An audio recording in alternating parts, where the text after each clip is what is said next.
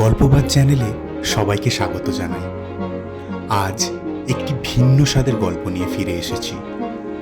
গল্পের নাম সবুজ চশমা। গল্পের লেখক শ্রী শরদিন্দু বন্দ্যোপাধ্যায়। গল্প পাঠে আমি অর্পণ। গল্পটা যদি ভালো লেগে থাকে প্লিজ চ্যানেলটাকে সাবস্ক্রাইব করে দেবেন। তাহলে গল্পটা শুরু করা যাক। বড়দা বলল, আমিও একদিন তোমাদের মতো নাস্তিক ছিলুম। আমরা সকলে উৎসুকভাবে নিরুত্তর রইলাম, কেননা এরকম ভূমিকার আসল উদ্দেশ্য কি তা তো আমাদের জানা। শুধুমাত্র অমূল্য মুখ ভেঙিয়ে কীরকমভাবে যেন একটা হাসল। বড়দা টেবিলের ওপর থেকে পা নামিয়ে বলল, কিন্তু একবার এমন একটা ঘটনা ঘটল যে তারপর প্রেতজনিত অবিশ্বাস করা একেবারে অসম্ভব। অনেকদিন আগেকার কথা, প্রায় 10 বছর হলো। সেরকম ভয়ঙ্কর অভিজ্ঞতা জীবনে কখনো হয়নি। রেলে কাটা পড়তে পড়তে বেঁচে গিয়েছিলুম। অমূল্য কপাল চাপড়ে বলল, দূর, আমাদের ভাগ্যই মন্দ, কাকে দোষ দেব? পাছে আবার ঝগড়া মেতে যায়, তাই পৃথ্বী তাড়াতাড়ি বলল, কাউকে দোষ দিতে হবে না, বড়দা তুমি আরম্ভ করে দাও। বড়দা শত্রু মিত্র সকলকে সমান অগ্রাহ্য করে অবিচলিতভাবে একটা চুরুট ধরাল। তারপর আরম্ভ করল। কিউল জংশনের মতো এমন লক্ষ্মী ছাড়া স্টেশন বোধ হয় পৃথিবীতে আর নেই। লুপ লাইন থেকে যেদিকেই যেতে চাও কিউলে অন্তত 3টি ঘন্টা বিশ্রাম করতে হবে। সেবার বিয়ে পরীক্ষা দিয়ে মামার বাড়ি বেড়াতে যাচ্ছিলুম এলাহাবাদে। সন্ধ্যের সময় মুঙ্গের থেকে বেরিয়ে রাত 8টা নাগাদ কিউল পৌঁছানো গেল। সেখানে পশ্চিমের ট্রেন আসবে রাত 11টায়। সুতরাং অফুরন্ত সময়। আমার সঙ্গে কেবল একটা স্যুটকেস ছিল। সেটা কুলির জিম্মায় করে দিয়ে লম্বা কাঁকড় ঢাকা প্ল্যাটফর্মের ওপর পায়চারি করতে লাগলুম। ক্রমে ট্রেন বেরিয়ে গিয়ে স্টেশনটা একেবারে খালি হয়ে গেল।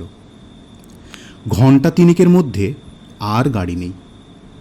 কিন্তু একলা শূন্য প্ল্যাটফর্মে কাহা তো পায়চারি করা যায়। ঘণ্টাখানে ঘুরে বেড়াবার পর দেখলুম কেউ কোথাও নেই। স্টেশন স্টাফও বোধ করি এই ফাঁকে একটু ঘুমিয়ে নিচ্ছে। গ্যাসের বড় বড় ল্যাম্পগুলো জনহীন প্ল্যাটফর্মে শুধু শুধু আলো ছড়াচ্ছে। আমি এদিক ওদিক চেয়ে ফার্স্ট ক্লাস ওয়েটিং রুমে ঢুকে পড়লুম। ভাবলুম নিরিবিলি একটু ঘুমিয়ে নেওয়া যাক। হ্যাঁ, টিকিট ইন্টার ক্লাসেরই ছিল। ওয়েটিং রুমের মাঝখানে একটা বড় গোছের গোল টেবিল, তার উপরে কেরোসিনের ল্যাম্প ঘোলাটেভাবে জ্বলছে। টেবিলের চারপাশে 10-12খানা চেয়ার, আরাম কেদারাও আছে। একটি চেয়ারে বসে একজন ভদ্রলোক ঝিমোচ্ছেন। একটা চামড়ার হ্যান্ডব্যাগ তার সামনে টেবিলের ওপর রাখা ছিল।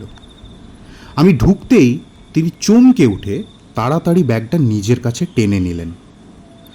আর কেউ যে ওয়েটিং রুমে আছে তা আমি প্রত্যাশা করিনি। যাই হোক, অনধিকার প্রবেশের সংকোচ দমন করে একটা চেয়ার টেনে বসলুম। ভদ্রলোক মিটমিট করে আমার দিকে তাকাতে লাগলেন। বয়স্ক লোক, মুখে দাঁড়িয়ে আছে, ওস্তাগড়ের তৈরি ঝলঝলে কোট প্যান্টালুন পরা, কিন্তু তবু বাঙালি বলে সন্দেহ হলো। একটু ইতস্তত করে জিজ্ঞেস করলাম, মশাইয়ের কোন দিকে যাওয়া হচ্ছে? ভদ্রলোক ব্যাগটি তুলে নিজের কোলের ওপর রাখলেন।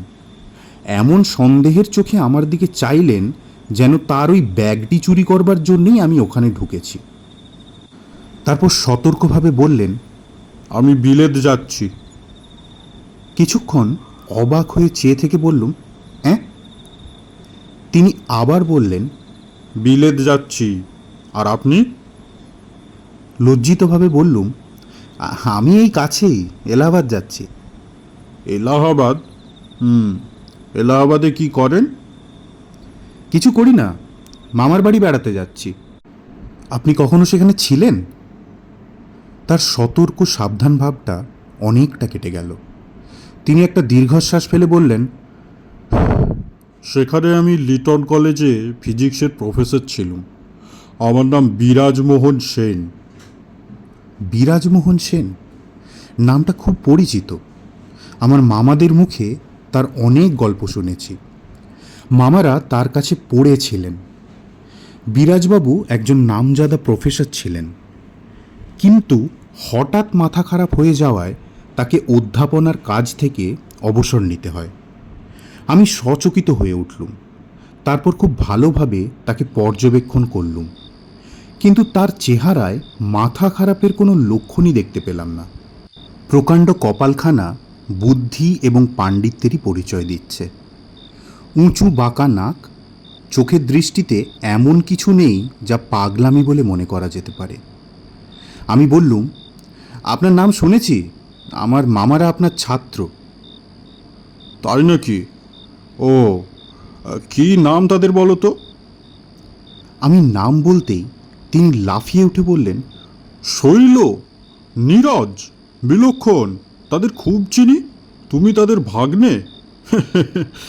বড় খুশি হলুম। এই বলে তিনি ব্যাগটা আবার টেবিলের ওপর রাখলেন। আমার বড় হাসি পেল। জিজ্ঞাসা করলুম, আপনার ওই ব্যাগটিতে কি কোনো মূল্যবান জিনিস আছে? মূল্যবান? তিনি একটু চুপ করে থেকে বললেন, হ্যাঁ, তাও বলতে পারো। এমন মূল্যবান জিনিস পৃথিবীতে আর নেই। আমি আশ্চর্য হয়ে জিজ্ঞেস করলুম, কি জিনিস? তিনি আস্তে আস্তে বললেন, একটা চশমা। বিলেত নিয়ে যাচ্ছি, স্যার অলিভার লজকে দেখাবো বলে। আরও আশ্চর্য হয়ে গেলুম। বললুম, চশমা? স্যার অলিভার লজকে দেখাবেন? কিসের চশমা? তিনি উত্তর দিতে গিয়ে থেমে গেলেন, মাথা নিচু করে বসে রইলেন। তারপর হঠাৎ মুখ তুলে জিজ্ঞেস করলেন, তুমি ভূত বিশ্বাস করো? ভূত? হ্যাঁ, প্রেতজনী। মনে হলো মাথা খারাপের কথাটা নেহাত মিথ্যে নয়, নইলে আপাত দৃষ্টিতে এমন একজন বিজ্ঞ লোক এমন আবোল তাবোল কথা কয় কেন? বললাম, যা চোখে দেখা যায় না তা বিশ্বাস করি না। তিনি একটু হাসলেন। যা চোখে দেখা যায় না তাই যদি অবিশ্বাস করো, তাহলে তো পৃথিবীর অধিকাংশ জিনিসই অবিশ্বাস করতে হয়। এক বিন্দু জলে লক্ষ কোটি বীজাণু আছে, তা চোখে দেখা যায়? মাইক্রোস্কোপ দিয়ে দেখতে হয়। এক্স রে দিয়ে জ্যান্ত মানুষের গোটা শরীরের কঙ্কালটা দেখা যায়। সাদা চোখে কি দেখতে পাও? আমি বললুম, তা পাই না বটে, কিন্তু ভূত যে মাইক্রোস্কোপ কিংবা এক্স রে দিয়েও দেখা যায় না। তিনি আবার হাসলেন, গূঢ় রহস্যময় হাসি। তারপর বললেন, তা বটে, কিন্তু সাদা চোখেও যে অনেকে দেখেছে। আমি বললুম, তারা হয় ভ্রান্ত না হয় ঠগ। তিনি গম্ভীর হয়ে বললেন, পৃথিবীতে সকলকে ভ্রান্ত কিংবা ঠগের পর্যায়ে ফেলা যায় না। খাঁটি লোকও আছে। শিশির ঘোষ জোচ্চোর ছিলেন না, নির্বোধও ছিলেন না। কিন্তু তোমার এখন বয়স কম, নাস্তিকতাই তোমার বয়সের ধর্ম। আমিও তোমার মতোই অবিশ্বাসী ছিলুম। বেশি দিন নয়, 2 বছর আগে পর্যন্ত আমি প্রেতজনী সম্পর্কে ঘোর নাস্তিক ছিলুম। তারপর হঠাৎ একদিন সব ওলট পালট হয়ে গেল।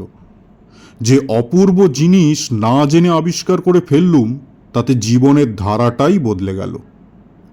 কি আবিষ্কার করলেন?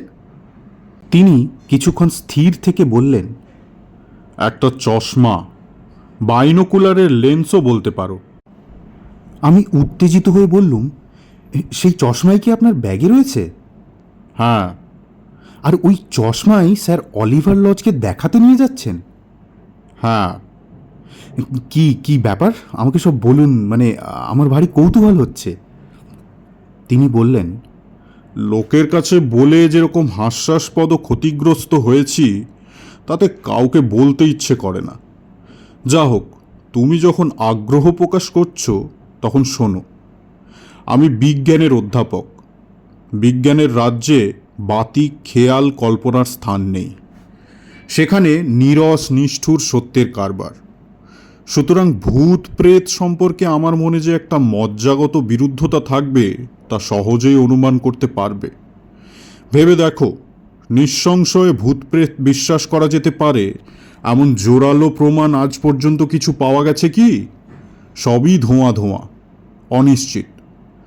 বৈজ্ঞানিক কেউ কেউ স্বীকার করেছেন বটে, কিন্তু বিজ্ঞান স্বীকার করেনি। বিজ্ঞান চায় নিরেট স্থূল ও সত্য, আবছায়া অস্পষ্ট কিছু সে চায় না। তাই শিক্ষার গুণে আমিও চিরদিন ভূতপ্রেতকে ঠাট্টাই করে এসেছি। Conan Doyle, sir Oliver Lodge এদের ভ্রান্ত খেয়ালি মনে করেছি।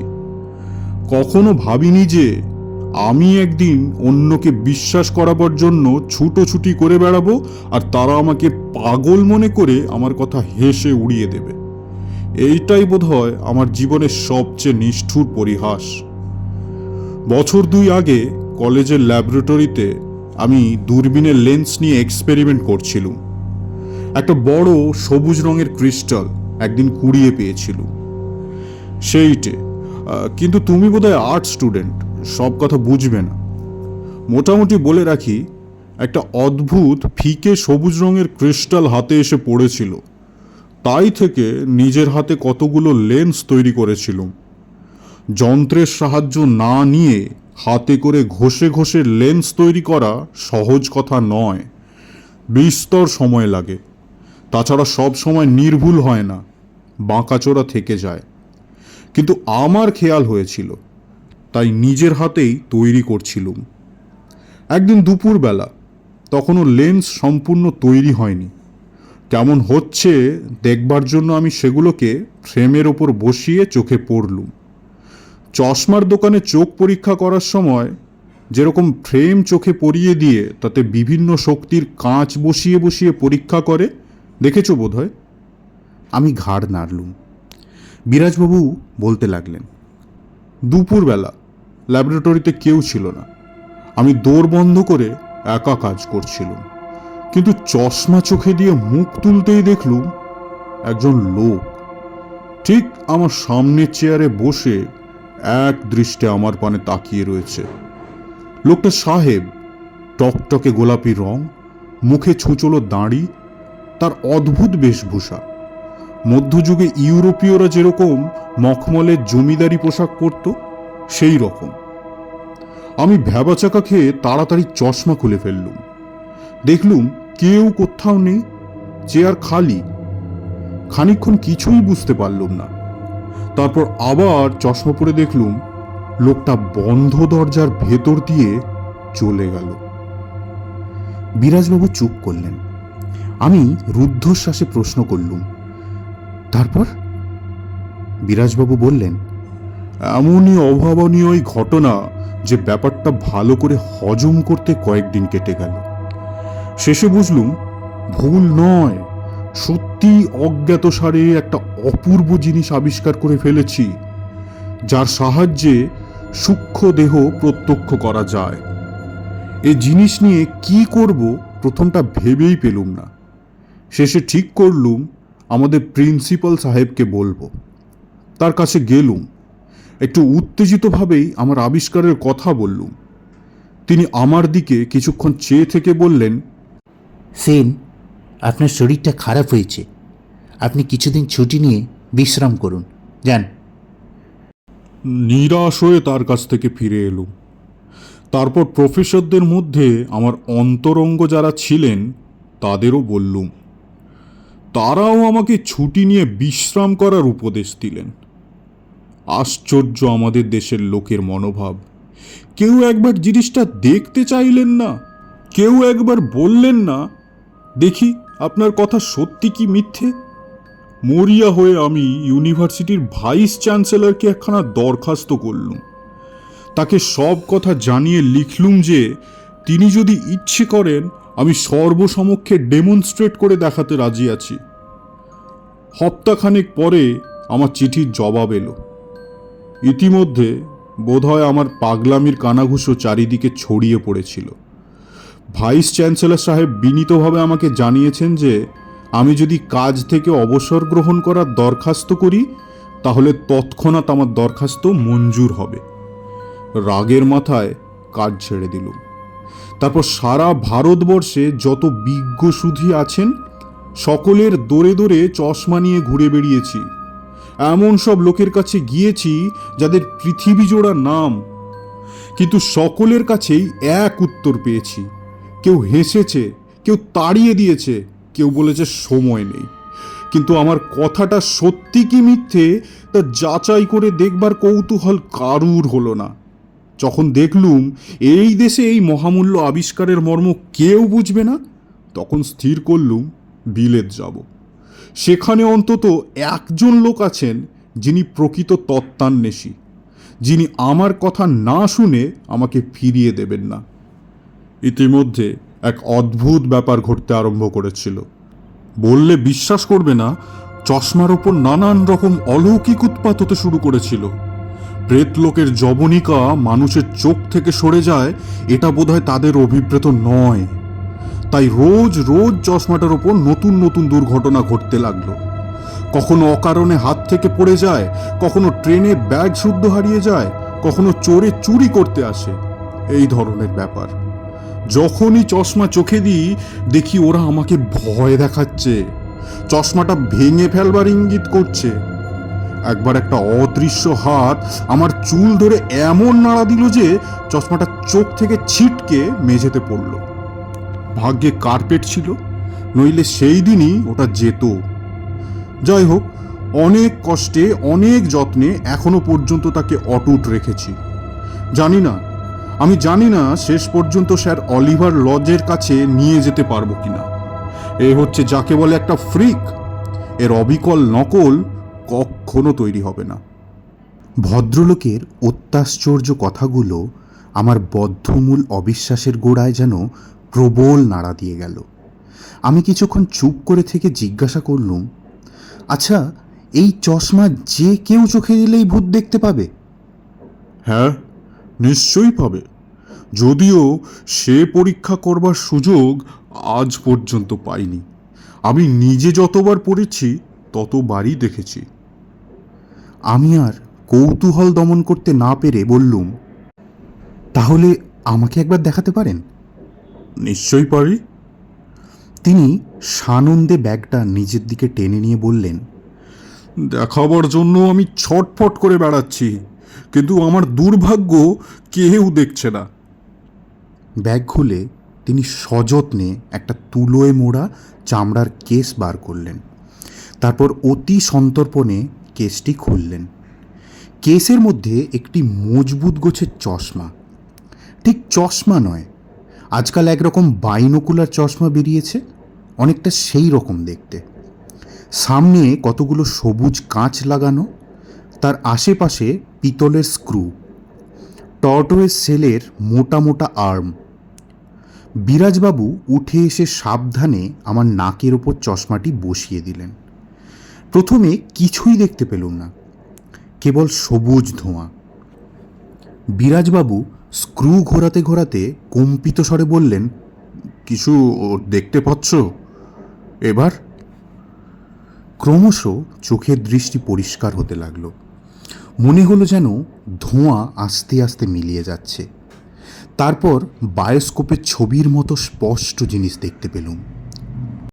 ঘরে কেরোসিনের যে ল্যাম্পটা জ্বলছিল তাতে সামান্য আলো হচ্ছিল, কিন্তু চশমার ভেতর দিয়ে দেখলুম আলোর ঢের বেশি, উজ্জ্বল অথচ মোলায়েম।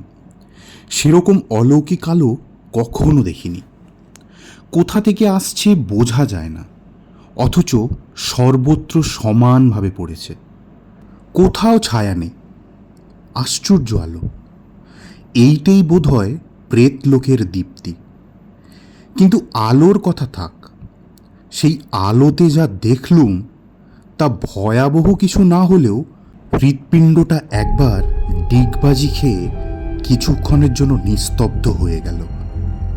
দেখলুম টেবিল ঘিরে প্রত্যেক চেয়ারে একটি করে লোক বসে আছে, তাদের পেছনে মাথার পর মাথা।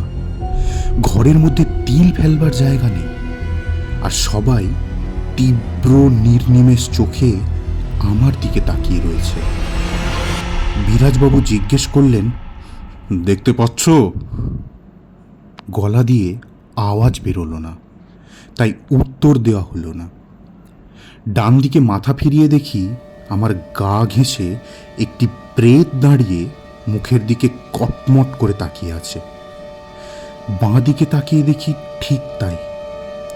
আমার মাথার চুলগুলো সজারুর কাঁটার মতো খাড়া হয়ে উঠল। হৃৎপিণ্ডটা আবার সচল হয়ে গলার কাছে ধড়াস ধড়াস করতে লাগলো।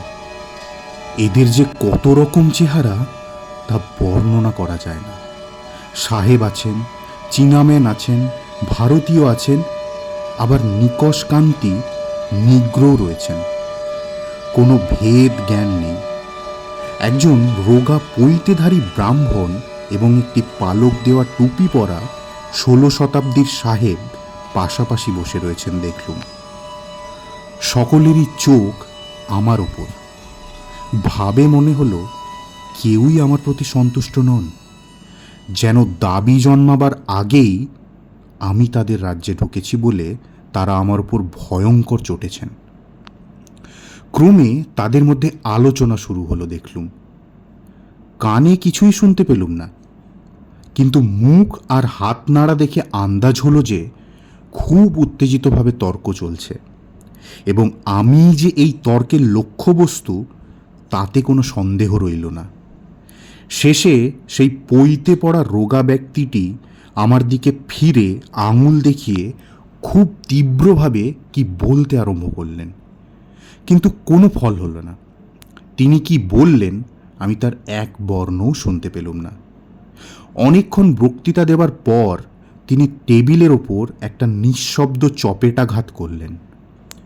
তখন আবার তাদের মধ্যে তুমুল তর্ক আরম্ভ হলো। এই সমস্ত ব্যাপার দেখতে দেখতে আমার মনের অবস্থাটা কীরকম হয়েছিল সে সম্বন্ধে বিশদভাবে কিচ্ছু বলিনি, বলবার দরকারও নেই। তোমরা সহজেই আন্দাজ করে নিতে পারবে। চশমার ভেতর দিয়েই যে এই ভূতের রাজ্য দেখতে পাচ্ছি, চশমা খুলে ফেললে আর দেখতে পাবো না, এ কথা একদম ভুলে গিয়েছিল। মনে হচ্ছিল সাদা চোখেই এদের দেখছি, যেন নির্জন মনুষ্যহীন একটা জায়গায় এক পাল ভূতের মধ্যে এসে পড়েছি। তারা আমাকে ঘিরে বসে আমার ভাগ্য বিচার করছে। তাদের তর্কের উত্তেজনা ক্রমেই বেড়ে উঠতে লাগলো। আমার মনে হলো আমাকে নিয়ে এরা একটা ভীষণ কাণ্ড কিছু বাঁধাবে। আমার বুদ্ধি বিবেচনা যা সামান্য অবশিষ্ট ছিল তাদের এই কাণ্ড দেখে তাও লুপ্ত হয়ে গেল। চশমাটা খুলে ফেললেই ল্যাটা চুকে যেত, কিন্তু তা না করে আমি কাঁপতে কাঁপতে উঠে দাঁড়ালাম। অমনি তারাও সঙ্গে সঙ্গে উঠে দাঁড়ালো। তারপর কি যেন একটা ভয়ঙ্কর সংকল্প করে জ্বলন্ত দৃষ্টি মেলে আস্তে আস্তে আমার দিকে এগিয়ে আসতে লাগলো। আমি আর চুপ করে থাকতে পারলুম না। বিকট চিৎকার করে চেয়ার উল্টে ফেলে দরজার দিকে দৌড় মারলুম। প্ল্যাটফর্মে পৌঁছে দৌড়তে দৌড়তেই ঘাড় ফিরিয়ে দেখলুম তারা তেমনি ভিড় করে আমার দিকে তেড়ে আসছে। এই সময় একটা বিরাট রই রই শব্দ কানে গেল। খবরদার, হুঁশিয়ার, ট্রেন আতা হে। সঙ্গে সঙ্গে চলন্ত ট্রেনের ফুঁস ফুঁস হড় হড় শব্দ। ঠিক প্ল্যাটফর্মের কিনারায় পৌঁছে আমি হ্যাঁচকা মেরে নিজেকে সামনে নিলুম। গরম ইঞ্জিনটা শোঁ শোঁ শব্দ করে আমার প্রায় নাকের সামনে দিয়ে বেরিয়ে গেল। হ্যাঁচকা দিয়ে নিজেকে সামলালুম বটে, কিন্তু ভারী চশমাটা নাকের ওপর থেকে ছিটকে গিয়ে পড়ল ঠিক লাইনের ওপর, আর গাড়ির চাকাগুলো কড় কড় করে সেটাকে গুঁড়ো করে দিয়ে চলে যেতে লাগলো। আমার হাতে পায়ে আর জোর ছিল না। অবশভাবে আমি প্ল্যাটফর্মের কাঁকরের ওপরেই শুয়ে পড়লাম।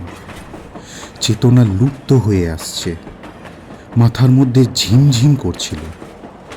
তারই মধ্যে ক্ষীণভাবে শুনতে লাগলুম মন্দীভূত ট্রেনের চাকার আর লোহালক করে শব্দ। মনে হলো যেন এতক্ষণে সেই প্রেতগুলো সবাক হয়ে আমাকে ঘিরে বিচিত্র স্বরে মহা আনন্দের হাসি হাসছে। মিনিট কয়েক পরে জ্ঞান ফিরে দেখলুম আমার চারিদিকে অসংখ্য লোকের ভিড় জমে গেছে। আর বিরাজবাবু পাগলের মতো আমার দুটো নড়া ধরে ঝাঁকানি দিচ্ছেন আর বলছেন, কি করলে? আমার চশমা কই? আমার চশমা কই? আমার চশমা! মূর্ছা যাওয়াটাই বুদ্ধিমানের কাজ ভেবে আমি আবার মূর্ছিত হয়ে শুয়ে পড়লুম। গল্পটা কেমন লাগলো কমেন্ট করে অবশ্যই জানাবে, আর একটা লাইক করে আমাকে একটু উৎসাহ দিও। চ্যানেলটিকে সাবস্ক্রাইব করে প্লিজ বেল আইকনটা প্রেস করে দিও। আবার ফিরে আসবো নতুন কোনো গল্প নিয়ে। Thank you.